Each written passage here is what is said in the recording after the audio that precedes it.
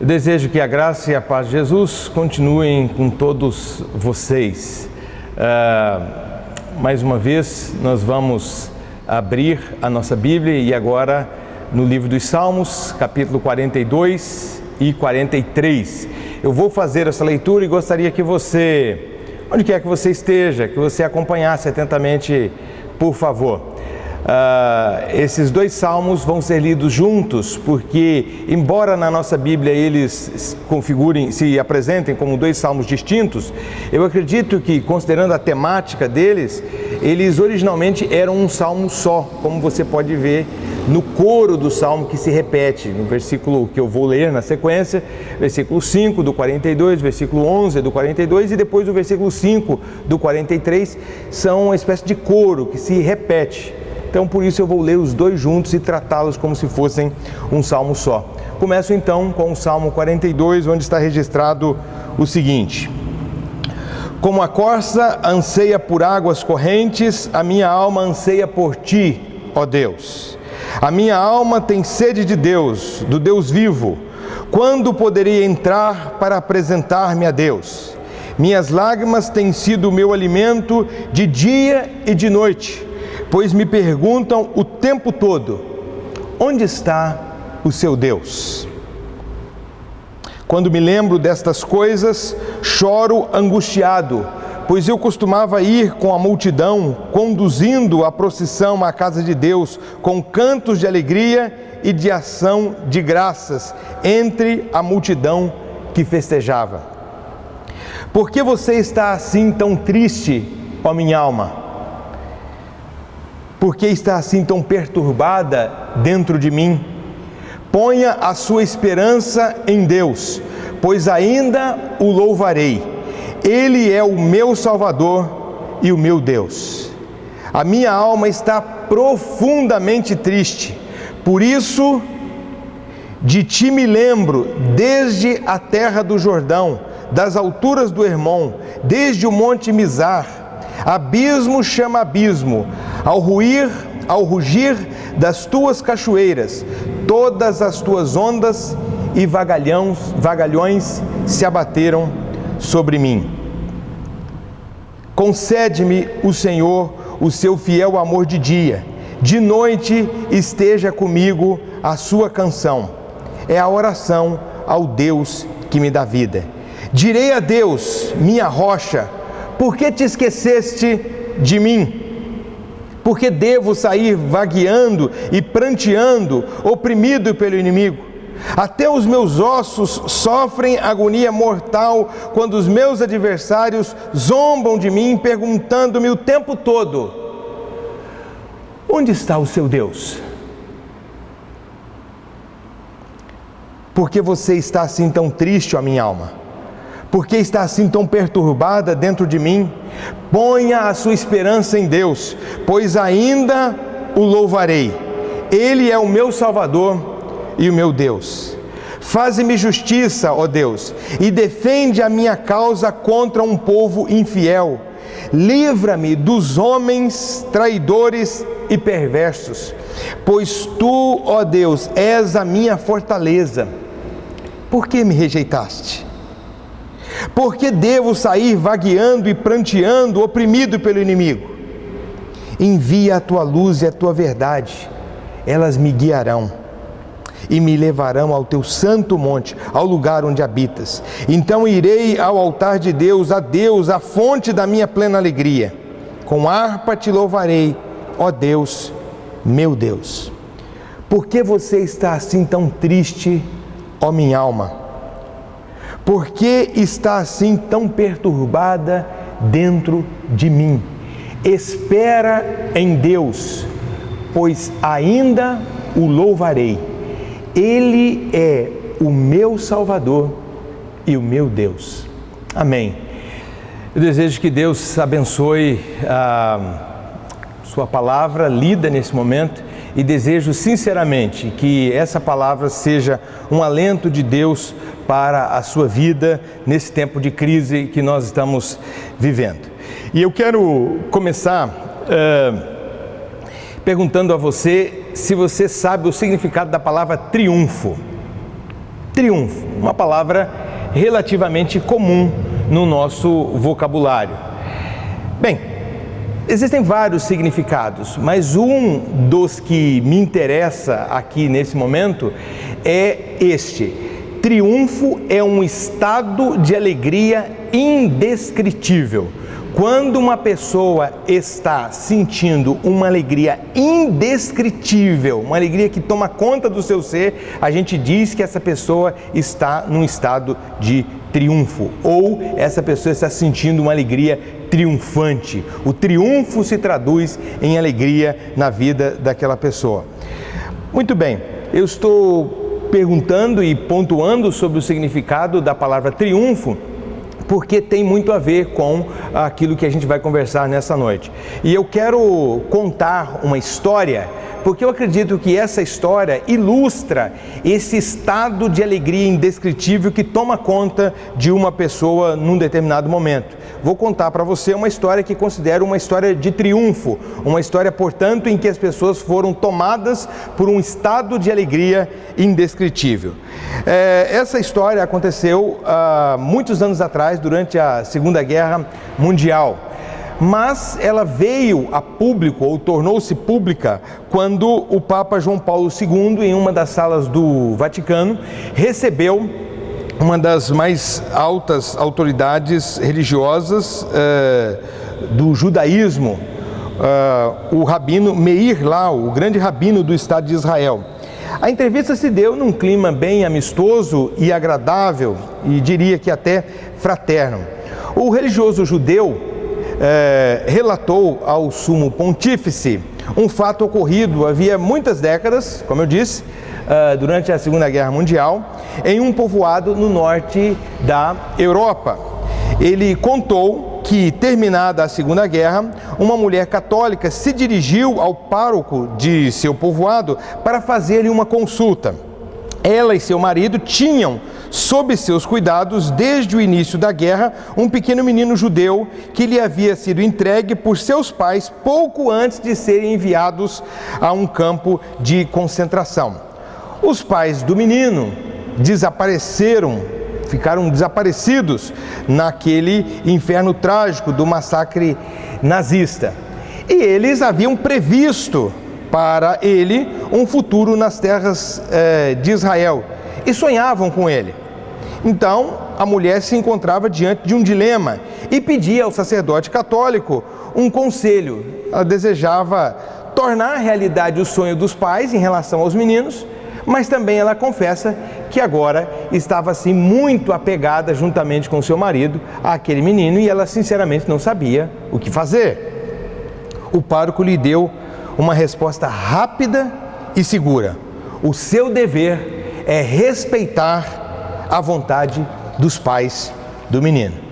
O menino judeu foi enviado para o recém-fundado Estado de Israel, onde se criou e se educou.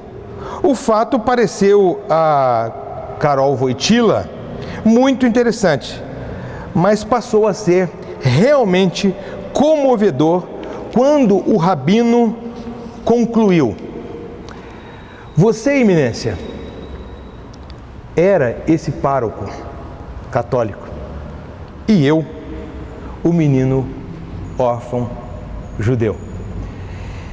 Quando eu me deparei com essa história, eu fiquei imaginando o estado de alegria indescritível que esses dois homens se encontraram naquele momento. Esses homens sentiram uma alegria indescritível. E o nome desse estado de alegria indescritível, ou pelo menos um nome possível, é triunfo. Aqueles dois homens experimentaram naquele momento, naquele diálogo, naquele relato, o que é triunfo. Pois bem, por que eu estou falando sobre triunfo com você? Porque o tema da minha reflexão nessa noite é exatamente esse: a fé que triunfa na crise. A fé que triunfa na crise. É sobre isso que eu quero refletir com você. Nós estamos vivendo um momento de crise que eu diria sem precedentes na nossa história, tendo em vista a configuração dessa crise, e nunca foi tão importante para nós o exercício da fé. Mas eu quero conversar com você hoje, não meramente sobre o exercício da fé, mas sobre o exercício da fé que é capaz de triunfar na crise.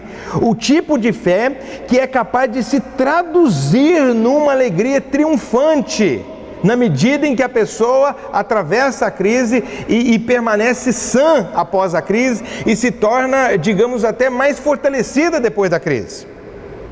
Então essa fé que triunfa na crise, é preciso dizer, não é uma fé triunfalista e ufanista, que nega as circunstâncias e finge que tudo está bem.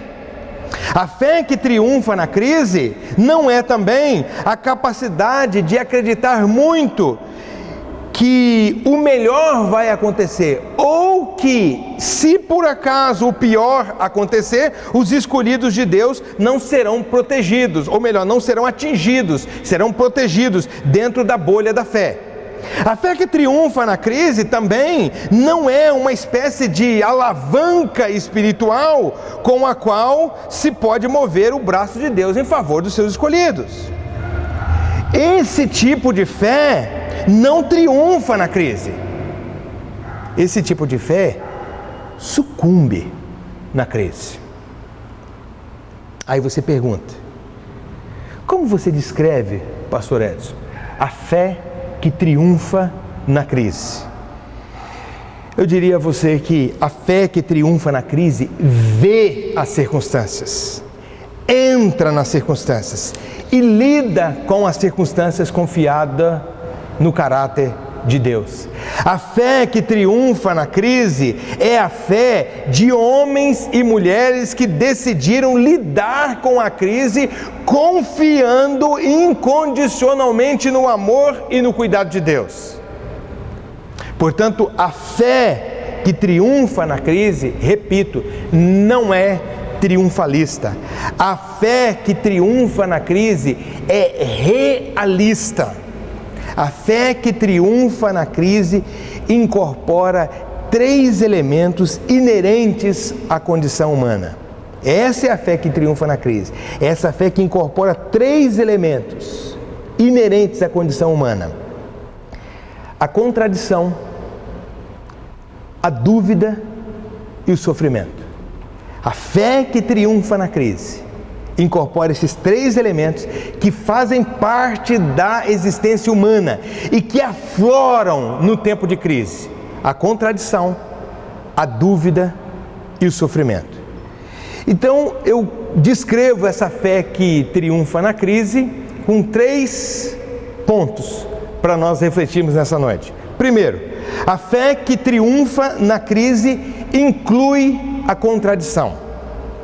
A fé que triunfa na crise inclui a contradição.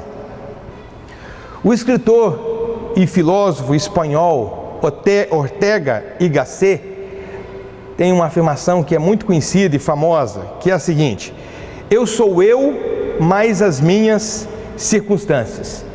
Eu ouso parafrasear o filósofo e dizer o seguinte: eu sou eu e as minhas contradições. Você é você e as suas contradições. Nós somos nós e as nossas contradições. Não há como negar esse fato. O ser humano é essencialmente contraditório e a crise faz aflorar de uma maneira muito clara, muito contundente, a sua contradição. Num curtíssimo espaço de tempo. Por isso nós somos contraditórios, porque num curtíssimo espaço de tempo nós somos capazes de demonstrar amor e ódio. Nós somos capazes de demonstrar altruísmo e egoísmo, verdade e mentira, sinceridade e fingimento. Num momento nós acolhemos e no momento seguinte nós desprezamos. Num dia estamos cheios de coragem e no outro estamos cheios de medo. Numa determinada fase da vida estamos cheios de sonhos e na outra fase da vida nós somos cínicos e indiferentes. Nós somos contraditórios e em níveis muito profundos. No entanto, eu quero te dizer nessa noite que a contradição não é uma maldição. Muito pelo contrário, a contradição é uma bênção. E é uma bênção porque a contradição me lembra que eu não sou o dono da verdade. Uma pessoa que se contradiz, ela não pode se arrogar dona da verdade. Então a contradição me lembra que eu não sou dono da verdade. A contradição também é uma bênção, porque ela me faz entender que eu posso ser uma pessoa de fé e mesmo assim não ter todas as respostas. A contradição me lembra que eu posso ser uma pessoa de fé e mesmo assim ser inadequado em muitas questões da minha vida. Os grandes homens da Bíblia, os grandes nomes da Bíblia, pessoas que nós admiramos, pessoas que são exemplos de Deus para nós, também foram pessoas contraditórias, porque a contradição é inerente à condição humana. E repito, na crise a contradição aflora. Vou citar 3 exemplos para você. Um deles é Elias. Elias, o grande profeta de Deus. Num determinado momento da sua vida, quando ele enfrenta uma crise muito grande, em que sua vida estava correndo risco, em que a rainha Jezabel queria assassiná-lo, ele pede para morrer. Deus, eu quero morrer, não tem mais sentido viver. Mas acontece que esse mesmo Elias, momentos antes, estava no cume do Monte Carmelo desafiando cerca de 800 profetas. E dizendo que o único Deus verdadeiro era o Deus de Israel. E Elias saiu vitorioso naquele embate. Então, num momento, ele é capaz de um portento extraordinário, mas no outro, ele se acovarda e foge e pede a morte. Um outro exemplo é o apóstolo Pedro. Andou com Jesus, viveu com Jesus. E num determinado momento da história, quando chega o momento da crise, Jesus diz: olha, eu vou ser preso e vão me condenar à morte e vocês todos vão me abandonar. E Pedro, eu acredito que com muita sinceridade, ele diz assim: Senhor, de jeito nenhum, ainda que todos te abandonem, eu não vou te abandonar, eu estou pronto para ir até a morte com você. E Jesus diz: não, Pedro, antes que o galo cante 3 vezes você me negará. E de fato foi assim. E Pedro negou Jesus. Por quê? Porque é um homem contraditório. Todas as pessoas são contraditórias. E na crise, a contradição aflora. E se você pegar, por exemplo, o rei Davi, você pega o Salmo 23 e lá está escrito: o Senhor é o meu pastor, nada me faltará. Mas aí vem a crise, e esse homem que afirma com convicção que o Senhor é o seu pastor e que portanto assim nada o faltará, esse mesmo homem no Salmo 22, versículo 1, vai dizer o seguinte: Deus meu, por que me desamparaste? A contradição é inerente à condição humana e a contradição aflora na crise. Se você olhar para o salmo que nós lemos aqui no início, que eu li no início, capítulo 42, versículo 1, diz o seguinte: olha o salmista, se aqui ele não expressa a sua contradição.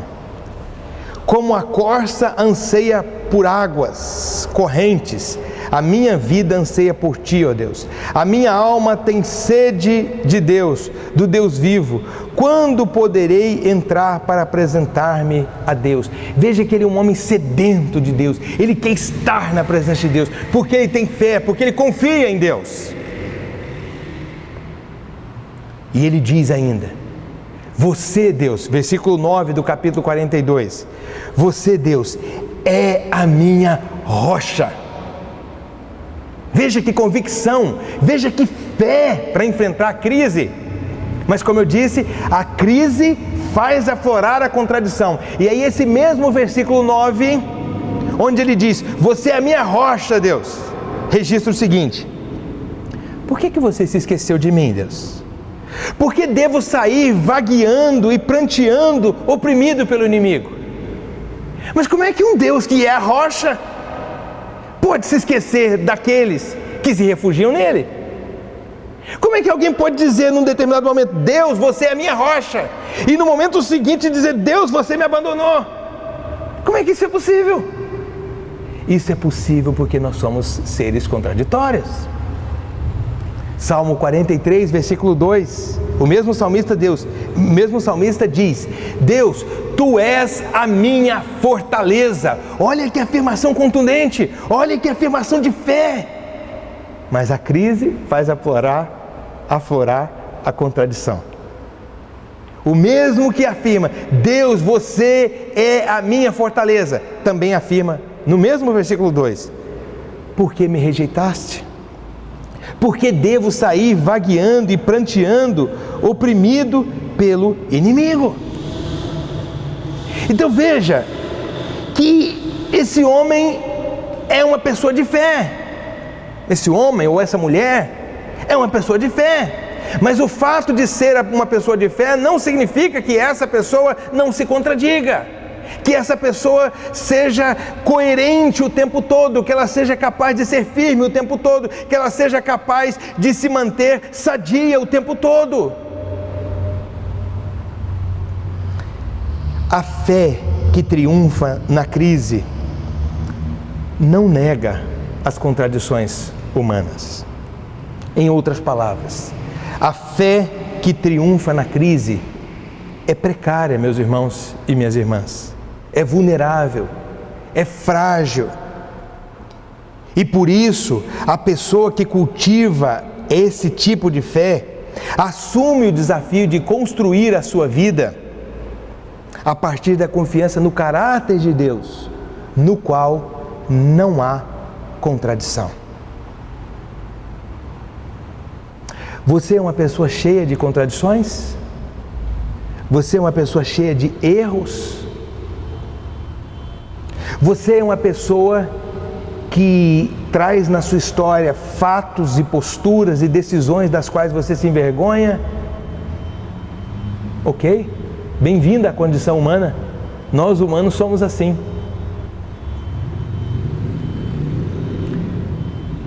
A fé que triunfa na crise não exclui as contradições, ela abraça as contradições. Eu posso ser uma pessoa contraditória e ao mesmo tempo ser uma pessoa de fé. Aliás, só é possível ser uma pessoa de fé sendo contraditória, porque não tem como negar a sua existência. Você é contraditório. Então a fé que vence, que triunfa na crise, é essa fé que reconhece e abraça e inclui as contradições. Mesmo com contradições, mesmo com inadequações, mesmo com incoerências, você pode ser uma pessoa de fé.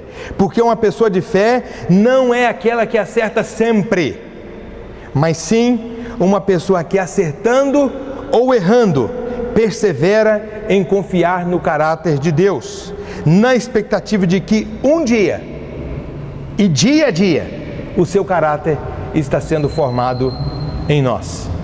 Então a fé que triunfa na crise, em primeiro lugar, é uma fé que inclui a contradição. Mas em segundo lugar, a fé que triunfa na crise inclui a dúvida. A fé que triunfa na crise inclui a dúvida. É isso mesmo, você entendeu corretamente. Fé não é o contrário de dúvida, necessariamente. E eu pretendo te explicar por quê. Nos seus primórdios, a igreja cristã era uma comunidade reunida para celebrar a ressurreição de Jesus. Por que as pessoas se reuniam no início? Os cristãos se reuniam para celebrar a ressurreição de Jesus, um evento histórico. Aquelas pessoas tinham experimentado a vida com Jesus e tinham experimentado o impacto da ressurreição de Jesus em suas vidas. E então, elas começaram a se reunir para celebrar não só a ressurreição de Jesus, mas a presença do Cristo vivo nelas, mesmo após a ascensão de Jesus aos céus. Nesse momento inicial, portanto, uma pessoa de fé é aquela, ou era aquela, que conseguia manter-se unida à comunidade dos que criam na morte e na ressurreição de Jesus, e que criam, portanto, na presença viva de Cristo com eles. No entanto, ao romper as fronteiras da Palestina, a comunidade dos cristãos se deparou com outras religiões. E então, os cristãos sentiram a necessidade de escrever aquilo no que acreditavam. Porque na medida em que os cristãos se encontravam com outras pessoas de outras tradições religiosas, e essas pessoas falavam sobre aquilo que acreditavam e naquilo que acreditavam, os cristãos agora sentiram necessidade também de definir, de escrever, de delimitar aquilo que era o conteúdo de sua fé. Até aí tudo bem. O problema é que, pouco a pouco, uma pessoa de fé deixou de ser aquela que tinha uma experiência vital com o Cristo vivo, deixou de ser aquela que se reunia para celebrar um evento histórico que era a ressurreição de Jesus, para ser uma pessoa que acreditava nas ideias corretas sobre Deus. Se no início uma pessoa de fé é aquela que celebra a ressurreição de Jesus, agora, já a partir do segundo século, terceiro século, uma pessoa de fé é aquela que acredita, que crê, que aceita a doutrina correta. No início, fé é sinônimo de experiência com Deus. Agora, fé é sinônimo de afirmação correta sobre Deus. Consegue perceber que mudança grande que acontece aqui? Hoje, muitos cristãos e também não cristãos pensam que ter fé é acreditar em coisas corretas sobre Deus. Fé, portanto, é sinônimo de crença, de opinião correta, de doutrina correta. E quem acredita nas coisas corretas, pensam, não pode ter dúvidas. E até certo ponto isso é coerente. Se fé é acreditar em coisas corretas, se você está acreditando na coisa correta, você não pode ter dúvidas sobre isso. Atualmente, fé é o contrário de dúvida. Ou seja, se você tem fé, você não pode ter dúvidas. Mas não é isso que a Bíblia ensina. Não é isso que a Bíblia ensina. Aliás, a fé que triunfa na crise não é uma fé que nega a dúvida. É uma fé que lida corretamente com a dúvida. Veja o exemplo do salmista. No Salmo 42, versículo 3, o salmista expõe o seu sofrimento quando ele diz assim: as minhas lágrimas têm sido o meu alimento de dia e de noite. E ele diz por que as suas lágrimas se tornaram o seu alimento. Pois me perguntam o tempo todo: onde está o seu Deus?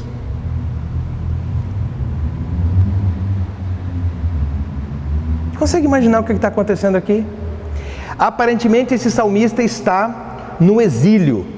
Ele está longe da sua terra, longe talvez de familiares, longe das suas tradições, longe do ambiente que lhe é familiar. Ele está vivendo num ambiente inóspito. Poderíamos dizer que ele está vivendo um ambiente de crise. Um ambiente de exílio é um ambiente de crise. Como se não bastasse a crise pela qual ele está passando, ele ouve as pessoas dizerem o seguinte: mas você não é uma pessoa de fé? Por que o seu Deus não te livra? Imagine o algoz daquele salmista dizendo para ele: por que o seu Deus não te livra das minhas mãos?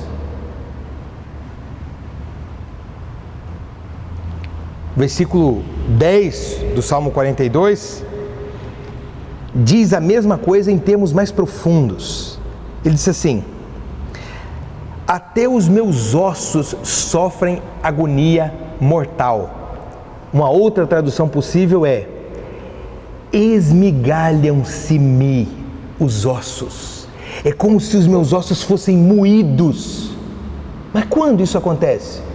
Quando eu escuto as pessoas perguntarem para mim no meio da crise: onde está o seu Deus?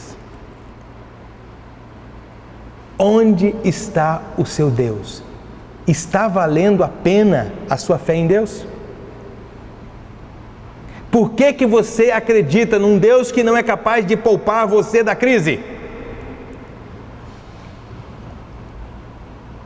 Você consegue imaginar esse salmista sentindo a pressão e duvidando? Eu estou absolutamente certo de que esse salmista foi inundado de dúvidas. E não é para menos. Ele crê em Deus, ele serve a Deus, mas ele está no exílio. Ele crê em Deus, ele serve a Deus, mas está sendo oprimido. Ele crê em Deus e ele serve a Deus, e os seus inimigos zombam dele, os seus inimigos fazem chacota dele, os seus inimigos dizem que o Deus dele não é real e verdadeiro, e ele olha as circunstâncias ao seu redor e as circunstâncias são caóticas. Então ele começa a se questionar: será que realmente eu criei em vão? Será que não valeu a pena crer em Deus? Esse salmista tem dúvidas. Ele tem dúvida sobre a presença de Deus. Ele tem dúvida sobre o cuidado de Deus para com ele. Fé, meus irmãos, minhas irmãs, não é necessariamente sinônimo de certeza. Fé é sinônimo de fidelidade. Uma pessoa de fé não é necessariamente a pessoa que acredita na coisa certa e que é capaz de manter a sua confissão o tempo todo. Uma pessoa de fé é uma pessoa fiel.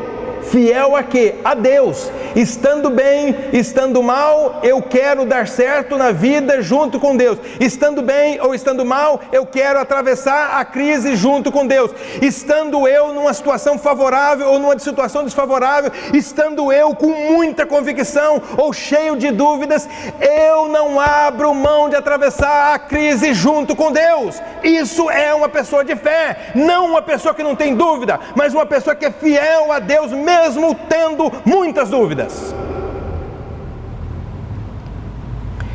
Eu creio, mas eu tenho dúvidas. Entenda uma coisa.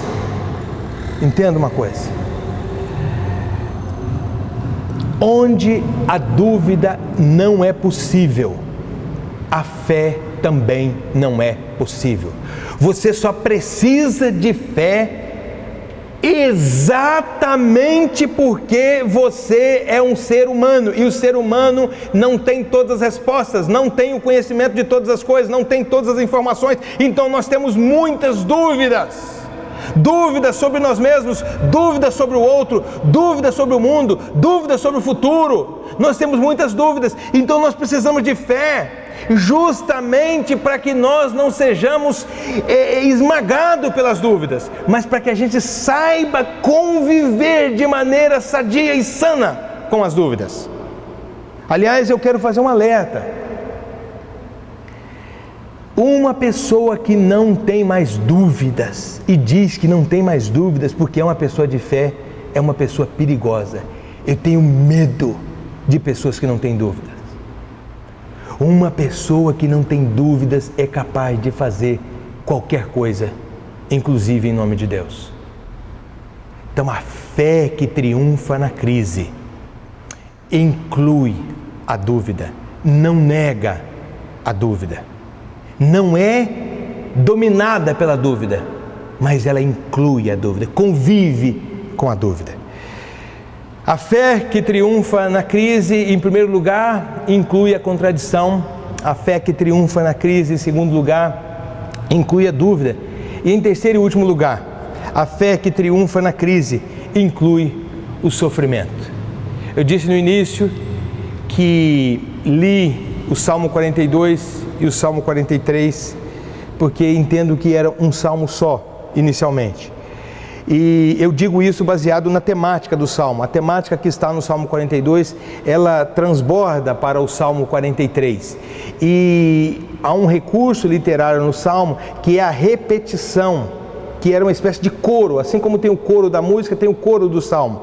Então, quando nós lemos o Salmo 42, versículo 5, o Salmo 42, versículo 11 e o Salmo 42, versículo 5, nós vamos encontrar exatamente as mesmas palavras, que são estas: por que você está assim tão triste, ó minha alma?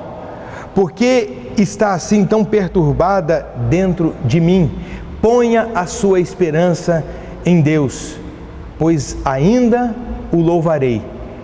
Ele é o meu Salvador e o meu Deus. A fé que triunfa na crise inclui o sofrimento. Esse salmista é fiel, mas ele tem que se deparar com a ausência de respostas e de socorro da parte de Deus. O Salmo diz que ele está sofrendo e que ele não encontrou resposta para o seu sofrimento e que ele ainda não viu Deus agindo. Por isso que ele diz o seguinte: espera em Deus, minha alma, você ainda vai louvá-lo. Agora eu estou sem condições de louvar, porque agora eu não estou entendendo o que está acontecendo comigo. E veja que esse sofrimento é um sofrimento extremamente profundo, é um sofrimento no nível da alma, é um sofrimento que nos desarticula por dentro, é um sofrimento que nos trucida, é um sofrimento truculento. Ele diz assim: minha alma, ele se dirige à sua própria alma, porque ele não está suportando esse sofrimento. Ele diz: minha alma, por que você está assim tão triste? Por que você está tão perturbada? E se a alma pudesse responder a ele naquele momento, responderia assim: é porque eu não estou suportando mais esse sofrimento. O Salmo diz que ele está sofrendo, mas perceba, não dá nenhuma explicação, não dá nenhuma causa do sofrimento. E o Salmo não sinaliza um socorro iminente de Deus. O que nós temos ali?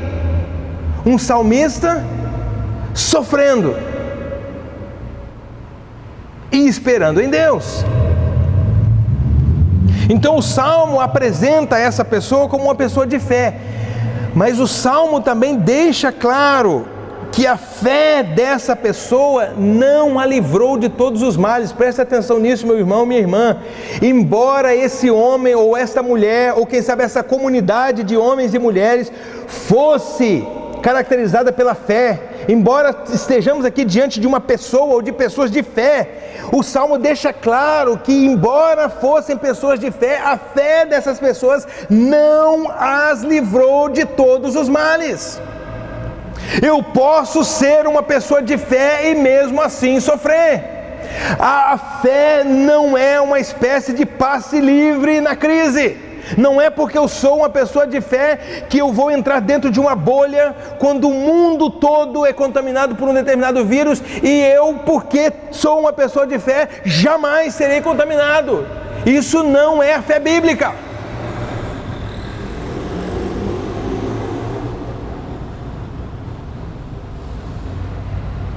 A fé, meus irmãos, não nos livra de todos os males. E eu vou além. Algumas vezes os sofrimentos da alma não respeitam os limites da nossa fé. É por isso que nós precisamos levar os fardos uns dos outros.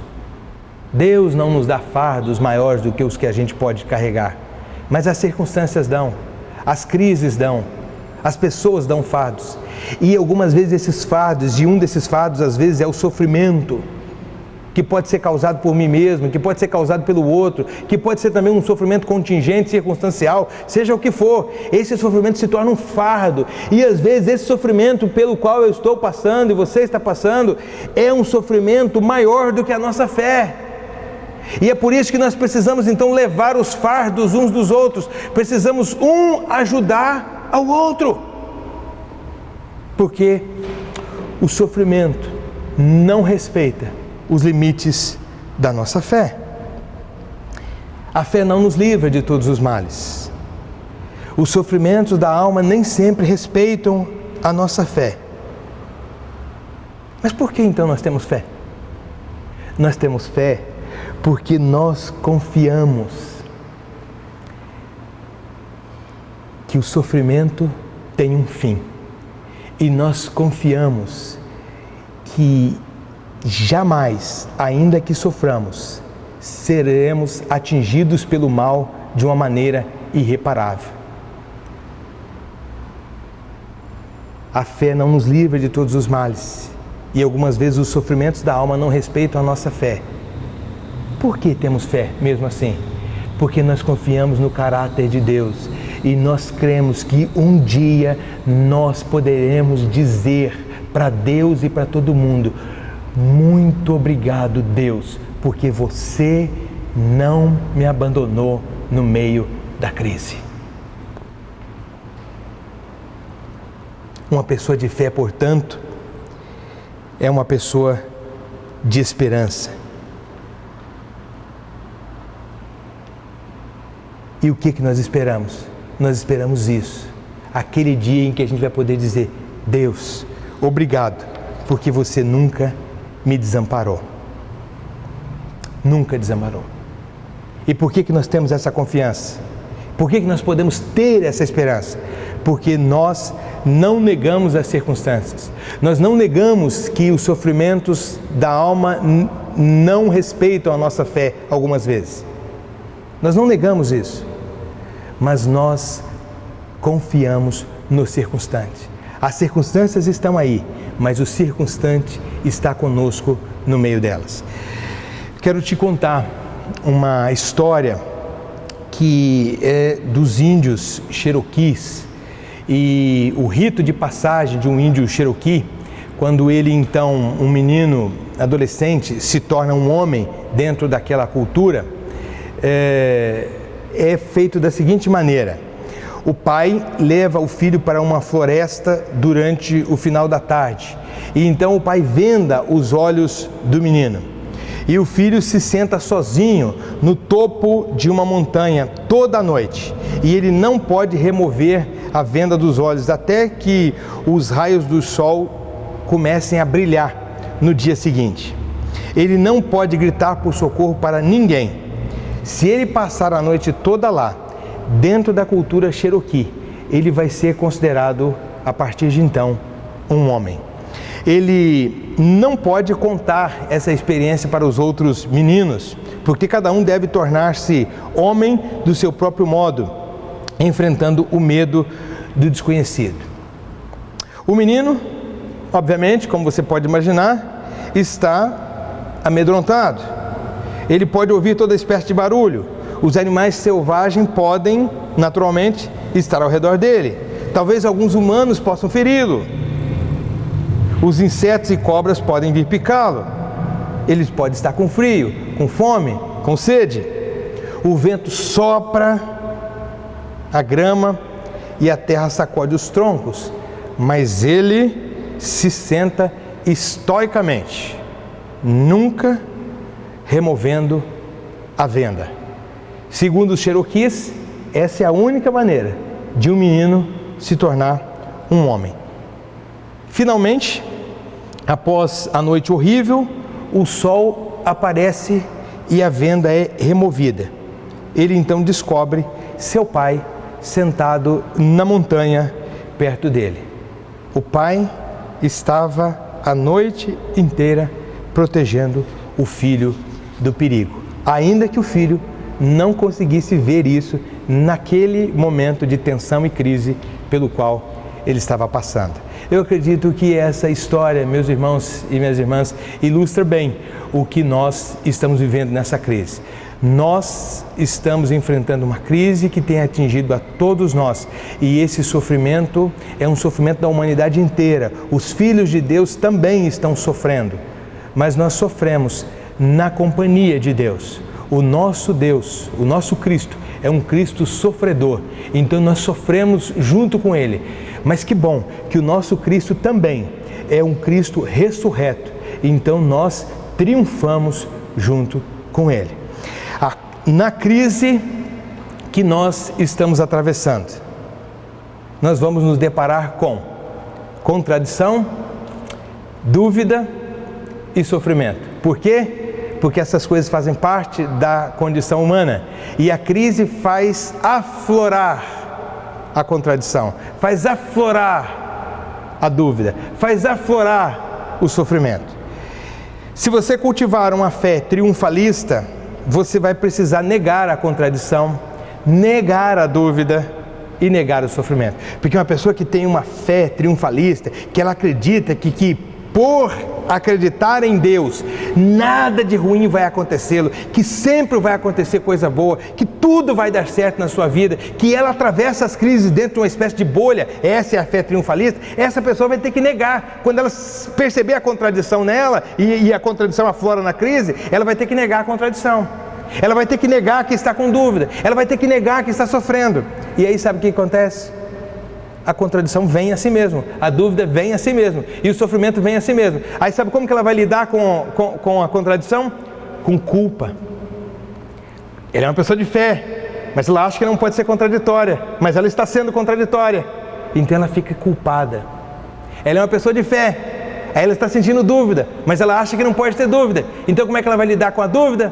Vai lidar com a dúvida com fingimento. Ela finge que não tem dúvida, ela finge que acredita sempre. E ela vai ter que lidar com o sofrimento. Mas como é que ela vai lidar com o sofrimento? Com amargura. Porque ela é uma pessoa de fé, ou já que ela é uma pessoa de fé, Deus deveria livrá-la de todos os males. Ela vai ficar amargurada. Agora imagine bem, a pessoa atravessando a crise, com culpa, fingimento e amargura. A fé dessa pessoa não vai resistir. A fé triunfalista não resiste à crise, ela sucumbe na crise. Mas tem um outro tipo de fé que nós podemos cultivar, que é a fé que triunfa na crise. A fé que triunfa na crise inclui a contradição, inclui a dúvida e inclui o sofrimento. Reconhece que a contradição, a dúvida e o sofrimento fazem parte da vida e não são incompatíveis com uma experiência de fé. Como é que a pessoa que tem uma fé que triunfa na crise lida com a contradição? Com graça. Lida com a contradição com graça. Eu estou sendo contraditório, eu sou contraditório. Deus, mas eu confio na sua graça para lidar com as minhas contradições. Como é que uma pessoa que tem fé e ao mesmo tempo tem dúvida, lida com a dúvida? Lida com a dúvida com paz. Senhor, eu creio, mas eu tenho dúvidas. Eu não sei direito como é que vai ser depois, mas uma coisa eu sei, que eu quero te agradar e que eu quero estar junto com você. E eu sei que o desejo de te agradar, te agrada. O desejo de querer estar com você, te agrada. Então Deus, eu não tenho certeza agora, mas eu quero te dizer que o maior desejo do meu coração é te agradar. Então ela lida com a dúvida com paz. E como é que ela lida com o sofrimento? Ela lida com o sofrimento com esperança. Esperança. A fé não nos livra de todos os males e os sofrimentos da alma não respeitam a nossa fé. Mas o sofrimento tem um fim. O sofrimento tem um fim e a fé permanece. E a fé permanece quando nós temos esperança. Nós esperamos em Deus e em Deus a nossa esperança não é vã. A fé que aprende a lidar com a contradição, a dúvida e o sofrimento, com graça, paz e esperança, é uma fé que triunfa na crise. Eu quero agora pedir que você assista esse vídeo que eu vou colocar aqui para vocês assistirem. é um vídeo sobre uma história de fé, uma história de triunfo na crise. E eu acredito que essa história pode nos edificar profundamente. É a história de uma sobrevivente judia, uma sobrevivente do Holocausto nazista. O nome dela é Francine. Queria que você acompanhasse esse vídeo e prestasse atenção nessa história. O vídeo tem apenas 4 minutos. Acompanhe. Je m'appelle Francine Christophe. Je suis née le 18 août 1933. 1933, c'est l'année où Hitler prend le pouvoir. Voilà. C'est mon étoile. Je la porte sur la poitrine, bien entendu, comme tous les juifs. C'est gros, n'est-ce pas? Surtout sur une poitrine d'enfant, puisque j'ai 8 ans en ce moment-là. Il s'est passé dans mon camp de Bergen-Belsen quelque chose de tout à fait extraordinaire. Je rappelle que nous étions des enfants de prisonniers de guerre et à ce titre privilégiés. Donc nous avions eu le droit d'emporter de France un petit sac avec 2-3 petites choses. Une femme, un petit bout de chocolat, une femme, un petit morceau de sucre, une femme, une petite poignée de riz. Maman avait emporté 2 petits morceaux de chocolat. Elle me disait, on garde ça pour le jour où je te verrai vraiment complètement par terre, fichu. Je te donnerai ce chocolat, il t'aidera peut-être à remonter. Or, il y avait parmi nous une femme qui avait été déportée alors qu'elle était enceinte. Ça ne se voyait pas, évidemment, elle était si maigre. Mais n'empêche que le jour de l'accouchement est arrivé et elle est partie au revire accompagnée de ma mère qui était notre chef de baraque. Et avant de partir, ma mère me dit « Tu te souviens que je garde un morceau de chocolat ?»« Oui, maman. »« Comment te sens-tu ?»« Bien, maman, ça peut aller. »« Alors, si tu me le permets, ce morceau de chocolat, je l'apporterai à notre amie Hélène, parce qu'un accouchement ici, elle va peut-être mourir. Et si je lui donne le chocolat, ça l'aidera peut-être. » Oui, maman, tu le prends. Hélène a accouché, elle a accouché d'un bébé, toute petite chose malingre. Elle a mangé le chocolat, elle n'est pas morte, et elle est revenue dans la baraque. Le bébé n'a jamais pleuré, jamais, pas même Jean. Au bout de 6 mois, la libération est arrivée. On a défait tous ces chiffons.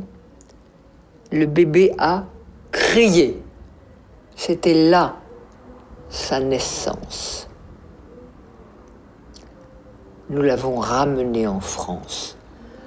Tout petit truc de 6 mois, minuscule. Il y a quelques années,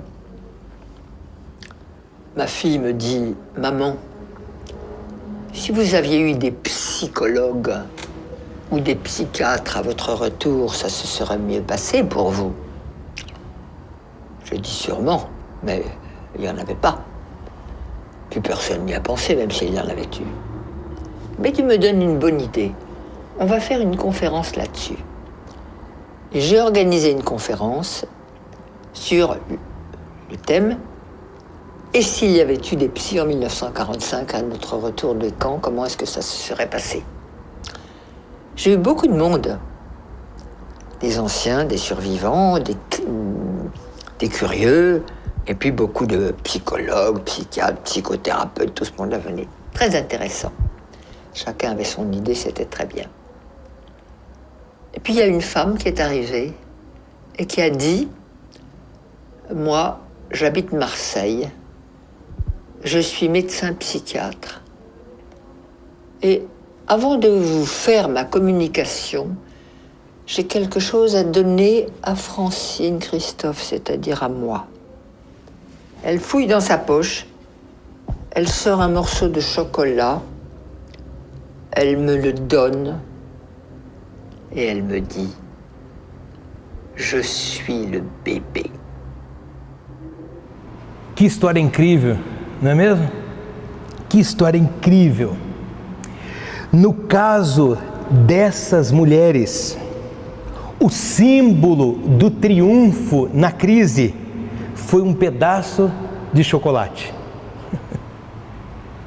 O símbolo do triunfo na crise foi um pedaço de chocolate. No nosso caso, o símbolo do nosso triunfo na crise pode ser e precisa ser, pelo menos, um punhado de fé, porque ela não precisa ser maior do que um grão de mostarda. Que Deus te abençoe, que Deus te guarde. Amém. Vamos orar mais uma vez? Senhor Deus, obrigado por esse momento de culto ao Senhor. Muito obrigado por esse momento em que podemos refletir a partir da Sua palavra e podemos, ó Deus, receber orientação para nós atravessarmos a crise com sanidade, com confiança e com esperança.